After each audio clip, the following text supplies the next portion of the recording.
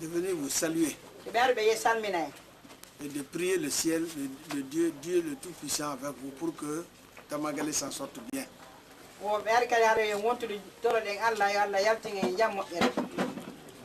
Maintenant que nous avons vu, moi je ne suis pas technicien. Je vais envoyer tout de suite des journalistes et avec les techniciens pour compter les maisons, les arbres qui sont arrachés, faire la situation complète pour que d'ici demain ou plus tard,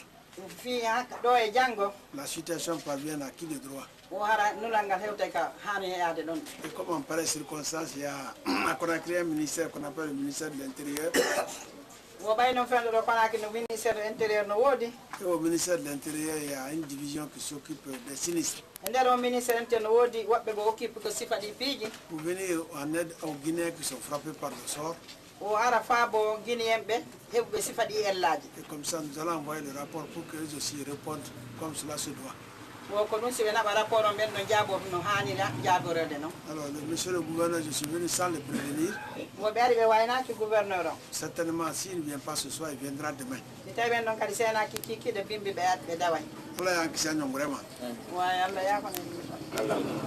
Allah ya sutra. Allah urukila doya.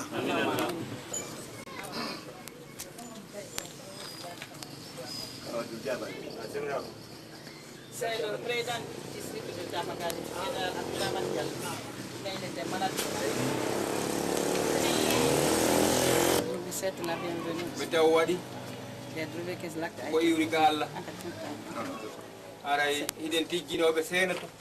On vous attendait. Et on vous souhaite la bienvenue. Vous attendez sûrement. On savait aussi que vous alliez devenir. C'est le destin de Dieu. On vous demande de vous patienter vous aussi. Nous, on faisait patienter. On n'a rien à dire comme c'est le destin de Dieu. On se replie et nous sommes auprès de vous. On vous souhaite la bienvenue.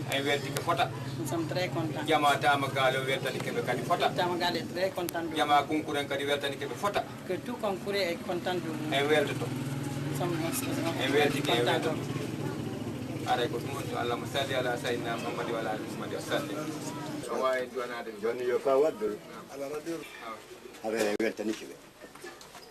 C'est le...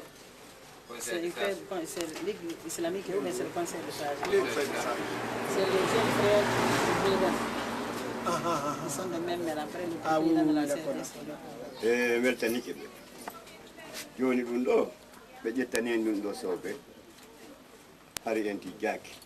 Ils sont contents de vous. Que vous avez pris ça au sérieux. Ah, ils n'attendaient pas que vous alliez prendre ça au sérieux comme ça. Mais ils sont vraiment contents de vous. De nous excuser et de nous pardonner. À partir de la minute jusqu'à demain, nous sommes de même. Et on a su que vous pouvez nous prendre. Vous avez montré que vous avez besoin de nous. Et nous aussi, on se replie, on se met dans vos mains. À partir de la minute jusqu'à demain. Comme vous avez montré que notre souffrance est votre souffrance. Sans cela, vous pouvez vous coucher là-bas. Vous vous déplacez, calculez votre cabine, jusqu'ici. Nous ne sommes pas gentils, mais vous êtes exagérément gentils. Que Dieu nous en garde nos péchés entre nous. Que toute la famille et eux, nous sommes auprès de vous. Tout ce qu'on a fait du passé, de nous donner. On ne va jamais répéter. Nous sommes même jusqu'à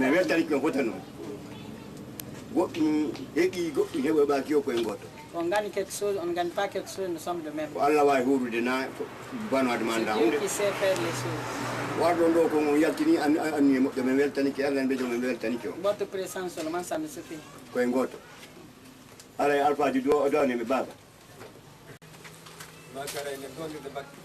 waɗen fatiha laaɓi janno sullahi laaɓi nayyi toɗɗe ngal mbiya Allah koɗen ko addande kulle waɗa jaabomi waɗa barke gouvernement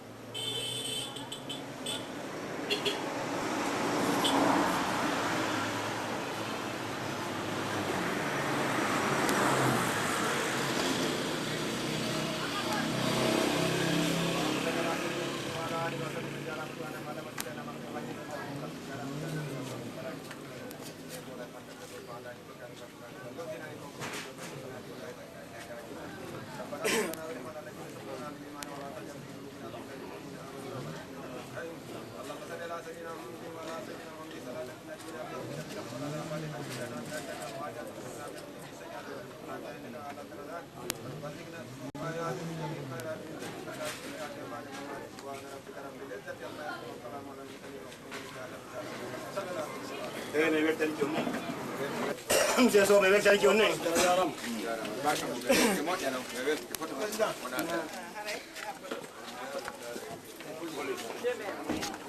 C'est où la police? C'est en bas. C'est loin? Non, c'est loin. Non,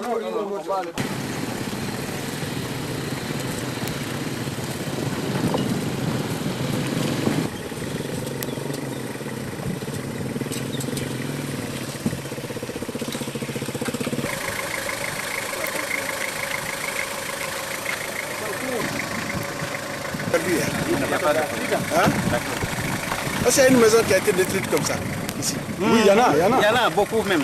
On est écrit. Il faut tout recenser. Je suis en train de recenser. Il faut tout recenser. Ils viennent tout de suite là. Hein? Il n'y a pas de problème. Ils vont trouver que nous sommes finis. L'habitat vient, la presse, et les journalistes viennent. Tout de suite, vont commencer le travail. D'accord. Hein? Voilà. Avec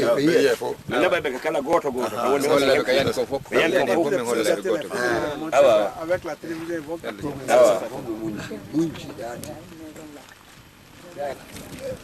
c'est Dieu qui les a sauvés, et lui et sa femme et ses enfants. Le miracle, vous avez vu les feuilles de tôle sur les bois là-bas, au fond là-bas. Il y a d'autres feuilles qui n'ont pas de trou.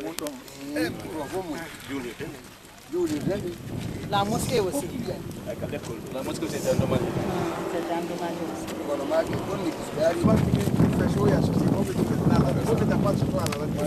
voilà. Hein? On va faire ça.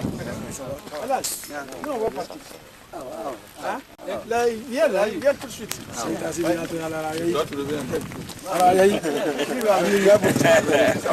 Donc il va venir avec la presse. Voilà.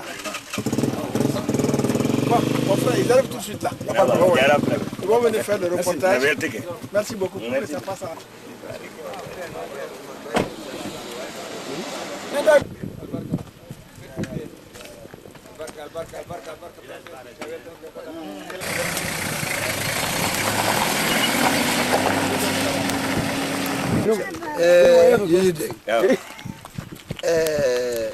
de mari yewtere o gandi ɓe aroɓe ko hoɓɓe men woni arde préfet ɗo lannani e makko kanko ko yo senotina wona wawɗo wi technicien muɗum wawɓen no arde joni noon yo gaaɓe en timmodire ko dambugal anda no gasa ɓe hewta joni ma bimmi joni haray ko ɗum woduno commune commissaire on gelike ko weytuno commissaire kay tolaki wonata ande fof jindi o resa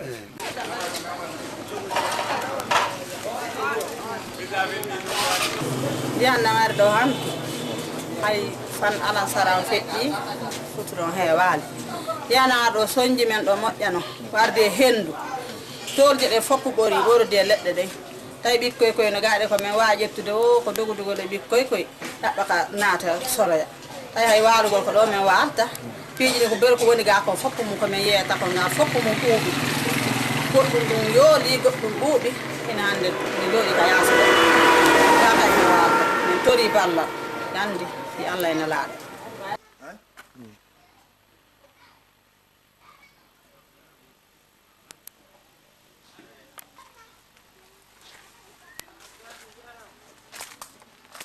Hello, tum.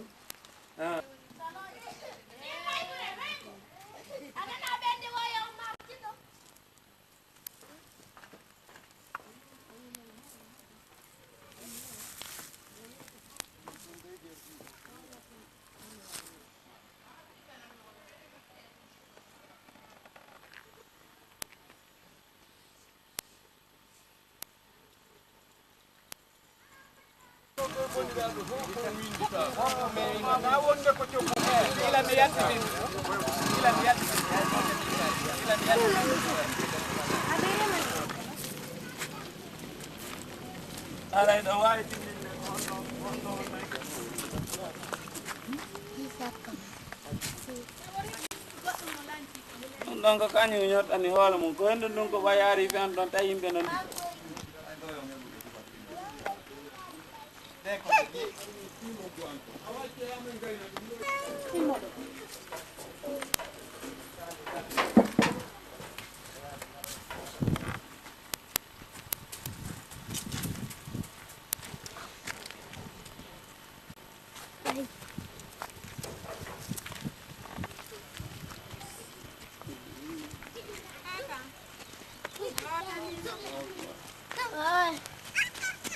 Duɗo en ko jimbal ngal arira si fes tawi lutti ñiɓugol hannde kadi si ñappugo henndu nu ari duuɓi ɗo mais walline leydi waɗa tawi ala hay hunde ko darteɗo hannde kadi jimbal ɗa kañum kadi ko ralngal ari ala on fof fawi men ka tartiɗode adi masiba waɗa donc ɗum ɗo fof muɗum o yaa lettoje ɗa ɗi cuuɗi fof ñortiɗo ɗen ɗum ɗo fof hino suudu ko kañum kadi leydi to ɗum kandi yani hari goɗɗo e faaɓe mum ɓe fof letteje to ƙaneteje to ɗum ɗo fof muɗum hocceya ɗon adda ɗo ɗen ɓe moɓiɗiri fof muɗum hannde kadi naaɗa mara hay goɗɗum tol jego wuri men yaali henndu ɗum ka ƴettunoɗen ɗon naɓe min yaali ɗen ɗon tol jego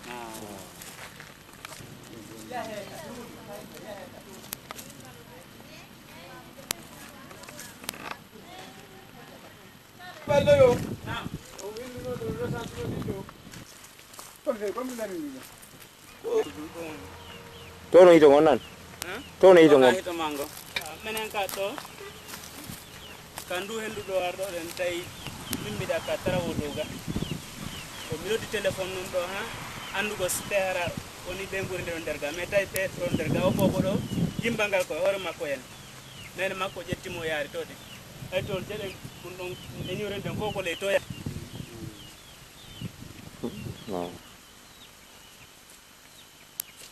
vraiment ɗo ko Allah fof ɗanndi hannde kimmo masiba on wadde to ɓay tawi ɓe tato hari ɓe nder ga nene bobo on e jeykira mum on hiɓe ka nder ɗuma ka hunde maɓɓe ni wo ko hunde maɓɓe ni acce ɗon ɗon foccum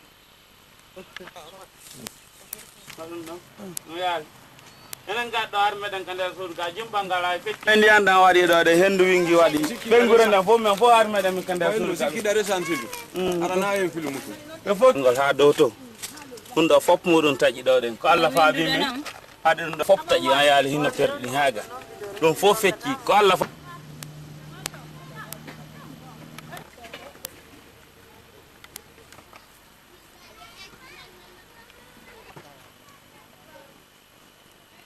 piti a seeɗa ni min maya ɗum ɗo fof ko a yiyippi nap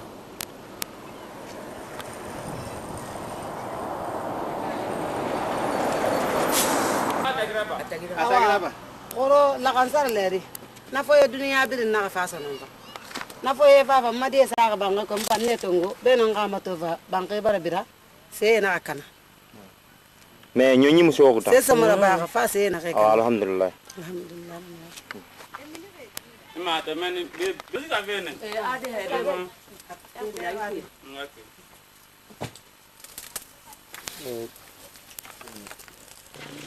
ay wadi ana taƴe ɗo fof ɗum fikke ɗo men rimna ha donc lorsque les vents veni uytete on to honnoɗa fewdo henndu ndu fewdo ari hariɗa on to nder ga il était à la maison henndu ndu tourni tawa ndu yiltidori ha on saha ndu aroy noon ndu rewi e mum ndu fe on saha miir on yani on saha miir on kañum henndu dulliɓi ka henndu dulliɓi miir on bon ɗum ɗon noon ko ha fende hon to ha ino ley to ino ley to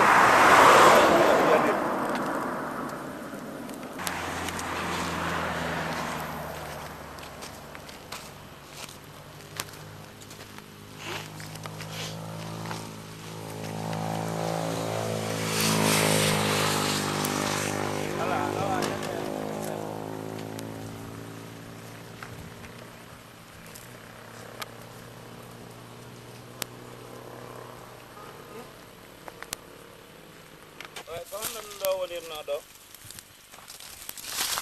on do kadi ko hendu dolli naam ko sa e goto naam ha rewtoy o ya kotete o kotete donc o kurɗo ko fi hen ɗum formirɗo o kurɗo ɗo ko fi angaru gerto tawana ne'ete non donc ka gerto ok merci joni haray toujours ɗum ɗo kañum kadi waɗama e rapport haray fof muɗum men holla ndaara ko honno murandu ɗum guerdete inchallah jeex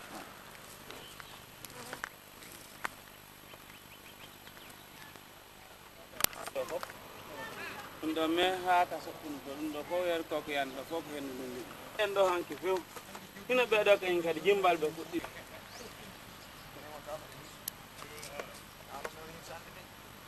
oɗo kadi ko ari ko bâtiment lannuɗo few hari hay piñon jiɗin ɓe monti ko luttunowo ko hono ete ko ñappugol ngo donc jommayro hayre o ala ɗo towde jommayro no ha Côte d'Ivoire ko tongo yi o ari o dani nduɗo suudu ko hendu ndun ko hendu wotoro ndun boni ɗum ɗo fof ɗo kadi ko ñappugol ko hendu ndun ari ɗo kadi liɓi ɗum ɗo kadi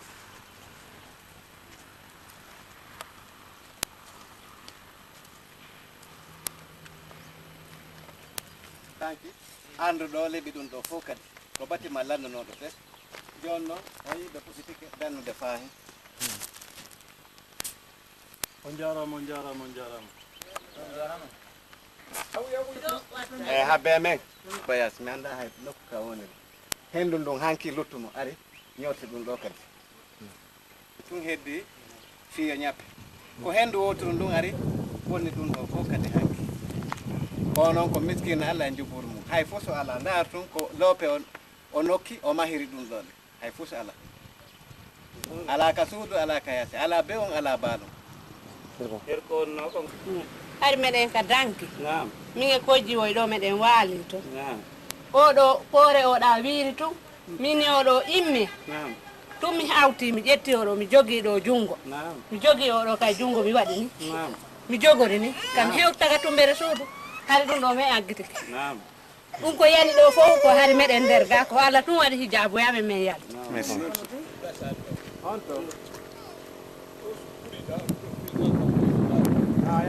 toluje ɗen iwri ari warki kanete hiɗo ɗo noon ɓaawo ko waɗi e ley ndiyam ñaawata ko ndugani ɗo ɗumma ko nduɗa tun jeyi toluje ɗen ko ɗon ɗo ɗe iwri ɗe ari ɗe wengiɗo ɓatteɗo konno fewde ɗum ɗo guerdi ɗo ɗen konno wonnirno ɗo ko hendu ndun ari sala imminde guerdi battega ko hendu ndun ari immini faala liɓude gimbal ngal on tuma taƴi kono Allah walli men waylitaki fes ɗum ɗo fof fecci e nder programme ɗum ɗo ka chef secteur on ley ga waɗi ɗum ɗo ka chef secteur on ɗum ɗo waɗi programme chef secteur on ko hon ko ndiyanɗan ɗuman ni kon hendu ɗum wonno kon tonde tolje ɗen doƴƴa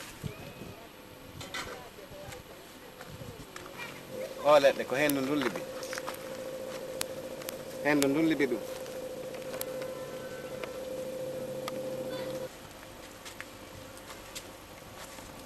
jokka men e ɗum yaye ko kaneɓi mi woni yahude ko ɗum woni ñaari ɗum ɗo fof moɗum ok hendu wati ɗum bonni ɗum ɗo kadi fof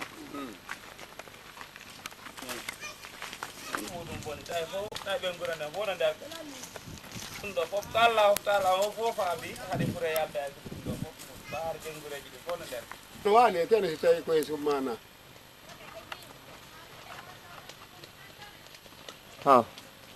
nara yettade toon de alle salté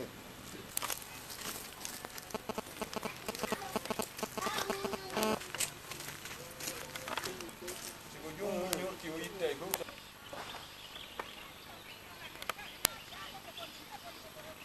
ngal helir ɗo ngal helir nder kono ɗayten nder nder tene suuka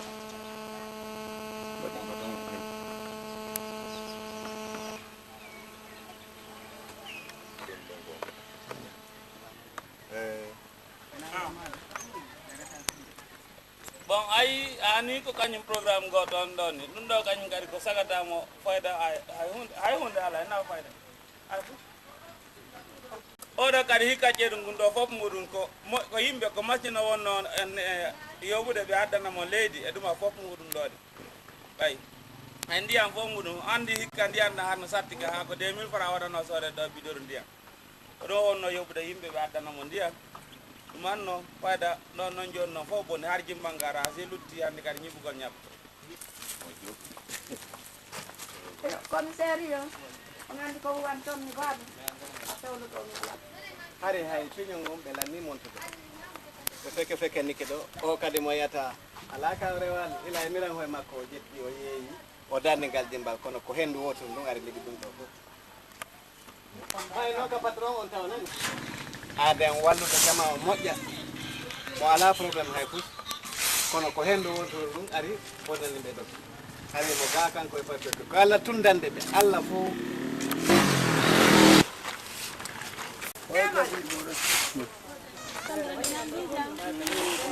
Alaji Ceerno Juuɗe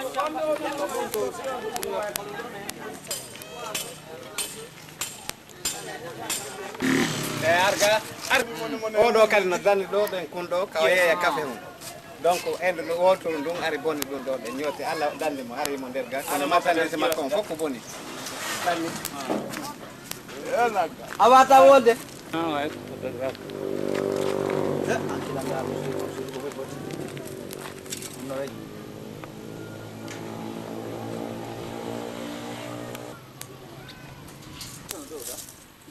bon voilà dano ɗon ɗo tuɗo ɗo ko ɗo woni ko fekke ni ɗo guere yeeygol café on yeeygol café on ha Allah wallimo o danni ɗum ɗo kono andi ko hendu woturu ndum bonni ɗum ɗo fof hendu woturu ndu aden yeeye o café o yalta bimbi kikiɗe o naati o e subaka koye ɗum ɗon koye nder ɗum ɗon o heeɓi o suudu ɗo o darni kono ko hendu woturu ndum bonni ɗum ɗo fof c'est le même vent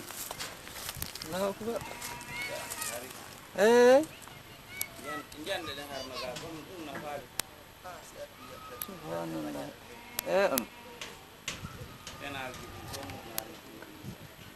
kolla mum bonay ko bonay ɗum no mari jande ɗum ɗo fof ko jande ɗum ɗo fof yeɓete programme salamu aleykum aleykum salam ari ndu so ɗo ɗa kar non ɗon kañ seeɗu hellu ndu fep taƴa ndu ƴetti ñiwre nde joɗɗini ka leydi bon he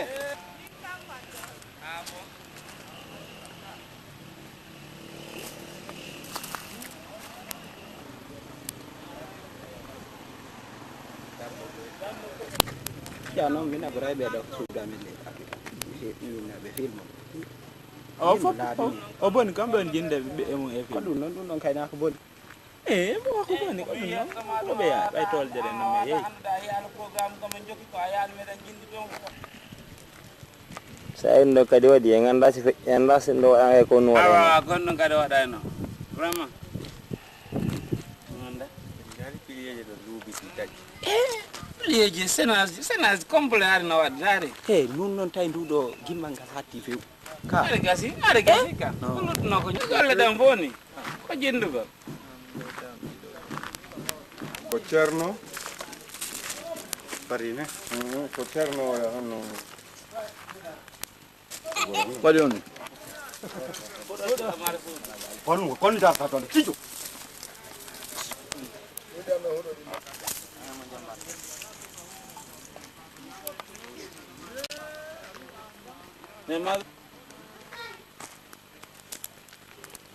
dandu suudu ko hen ɗum woni ko liɓi ɗum ɗo fof piiti kala ɗo ministre wallitiɗo men ko molana jaliɗo ɗum ɗo wo ɗum ɓawɗa o fof piitike hoore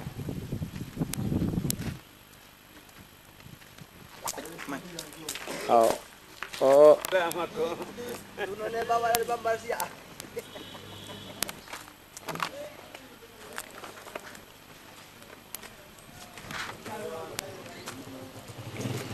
film tum fof ɗo ƴoyi ɓe suti ɗum ɗo ko kaaje dewta voilà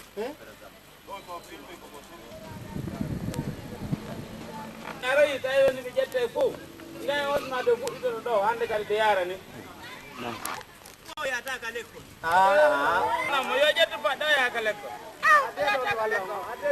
non ko nusuɗo hocci ɓuram jom e acci jangol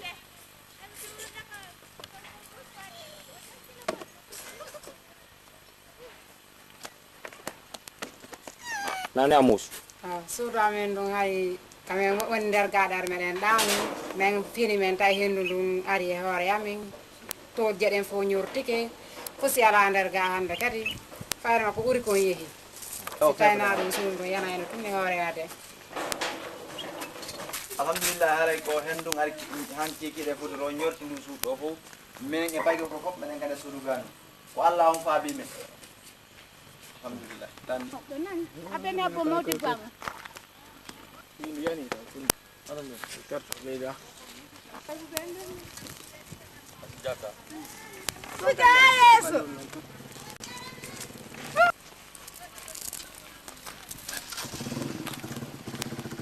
hali piñon ti ɗum lutti waɗaka ɗum lutti kon fof paari regilama gaynama a faami ɗum ɗon ka hendu no hay ɗon jetti ko lutti kon fof paari lutti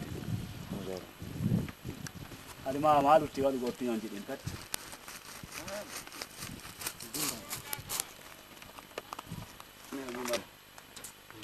golle mon ɗen sayden ka cuuɗoɓe no ɓaw ga bandum sa haltinira nder tan kundo wi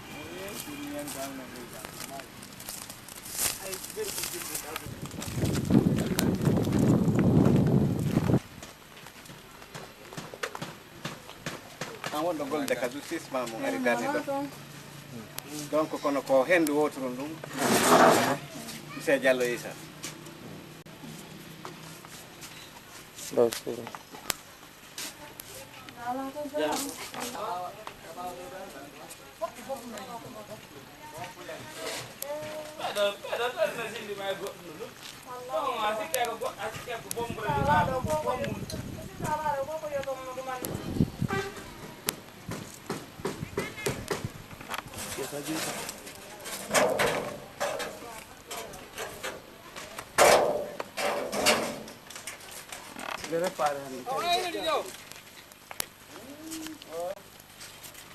kono ga soppa ɗo ngal ɗo ko adali ko biro ɗo Allah o no ko mun golle golle golle golle wale wasi ngala to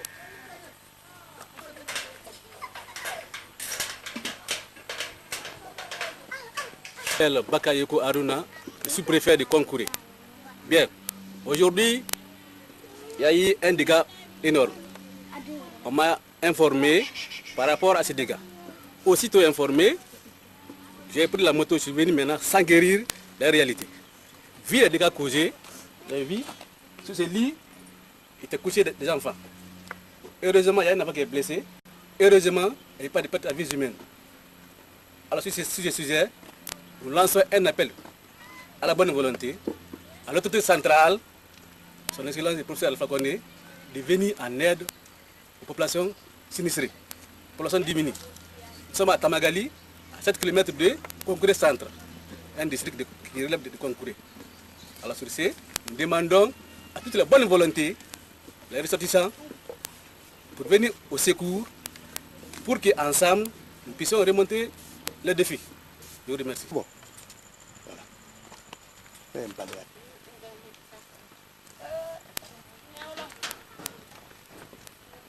La femme. Bayra Diallo. Je travaille comme mon poste de police ici. Mais le vent est venu ramasser tout, même certains tôles de ne pas retrouver. Donc je demande les autorités de m'aider pour que je puisse fonctionner ici. Il y a eu des blessés? C'est bon.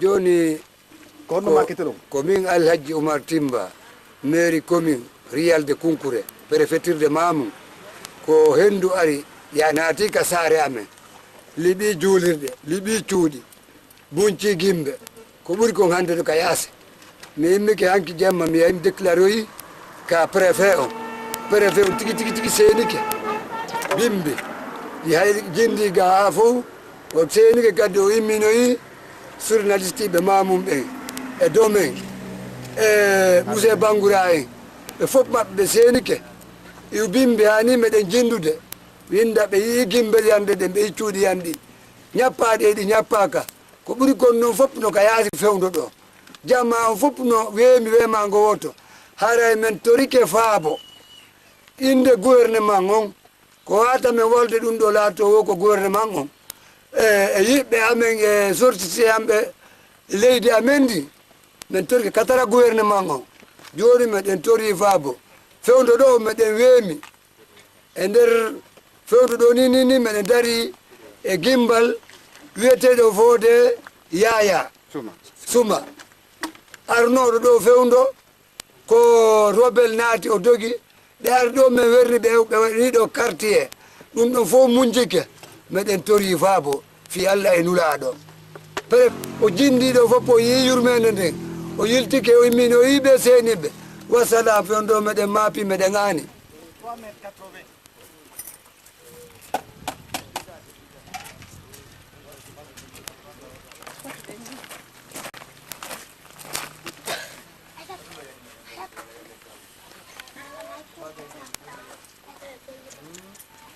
Mètres, la hauteur.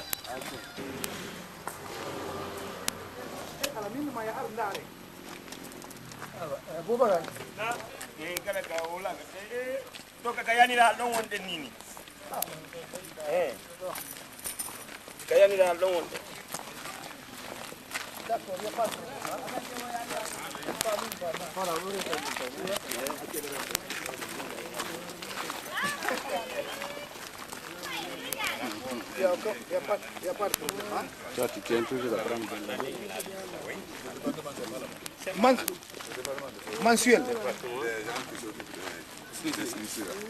Mensuel.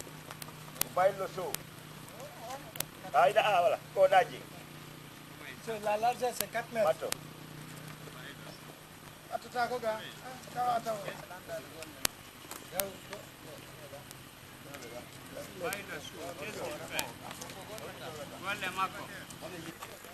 Bon, moi je m'appelle Bala Kondé, chargé de l'organisation des collectivités de la préfecture de Mamou.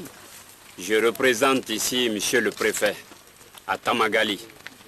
Suite aux violentes tornades qui se sont abattues sur ce grand district de Konkouré, la population a été alertée puisque ça s'est passé à un moment où tout le monde était couché.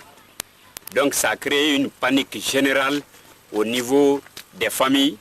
Les maisons se sont écroulées et les femmes sont sorties précipitamment. Il y a certains enfants même qui sont restés sous les tables. Et ce matin, nous avons assisté un peu partout dans le district à de véritables calamités. Ce sont ces calamités-là qui ont fait l'objet de notre présence ici. Monsieur le préfet nous a donné des instructions pour venir auprès de la population suite à l'appel du maire et de tous les conseillers communaux du sous-préfet de Konkouré. Nous sommes venus pour partager cette compassion avec la population, faire l'état des lieux et demander très respectueusement aux autorités compétentes, surtout monsieur le ministre de l'administration du territoire et singulièrement son excellence le professeur Alpha Condé, qui, comme toujours, a soulagé les populations des zones rurales. Nous lui demandons très respectueusement de faire face aux populations sinistrées de Konkouré, face aux violentes tornades qui se sont abattues sur cette localité. Nous prions toutes les bonnes volontés, que ce soit les ressortissants de Konkouré, les ressortissants de Mamou en général, d'autres institutions comme le PNUD, le FENU, l'IDA, etc., de faire face à cette population qui est sinistrée au moment juste où les grandes pluies ont commencé et les travaux champêtres, les gens sont déjà dans les champs. Donc ils n'ont plus de possibilité de faire quoi que ce soit pour retrouver des tôles, pour retrouver du ciment et reprendre immédiatement ces maisons-là et y habiter avant les grandes pluies. Donc nous demandons à toutes les bonnes volontés de faire face aux populations de Tamagali et de Konkoué en général. Bangora, membre du comité central du RPG. C'est hier, aux environs de 22 h, j'ai été appelé par la vice-présidente de la CRD de Konkoué, m'informant qu'il y a eu des dégâts, le vent a créé des dégâts ici, sur les bâtiments des gens. Immédiatement, je suis passé sur monsieur le préfet, mais il était déjà couché. Le matin, je suis venu chez lui, on a pris les véhicules, nous sommes venus voir, faire les premiers constats. Après les premiers constats, on s'est retourné pour aller chercher les techniciens en ville. Je suis venu, j'ai pris le véhicule du parti, j'ai mis à la disposition de la délégation pour venir visiter tous les bâtiments pour s'enquérir de tous les dégâts. Ça a été fait. Vraiment, ce qu'il y a à Tamagali aujourd'hui, c'est malheureux. Ça passe de commentaires. Puisqu'il y a plus de 40-50 bâtiments qui sont déjà détruits et le bâtiment des pauvres personnes. À l'heure là, c'est la période de culture. Faut-il s'occuper de la culture ou de ton bâtiment? Où trouver les tôles? Donc je demande à toutes les personnes de bonne volonté de venir au secours de ces sinistrés-là. Je demande aux partis, au pouvoir, de passer à tous les moyens possibles pour aider ces pauvres populations. Surtout à M. le Président de la République, qui a toujours pensé à ces pauvres populations. Puis sa lutte de changement, c'est pour les paysans, là, les pauvres personnes. Vraiment, nous demandons son concours, mais le plus tôt que cela possible. C'est ce que j'avais à dire. Merci.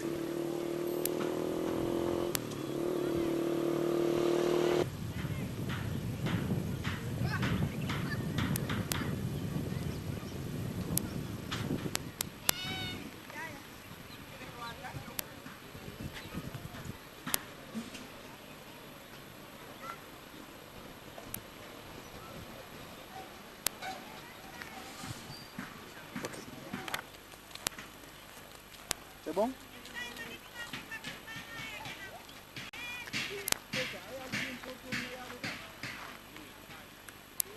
On va jusqu'au commissariat, jusqu'au couleur national là-bas. Hein? Para la station, couleur, drapeau. Ahí,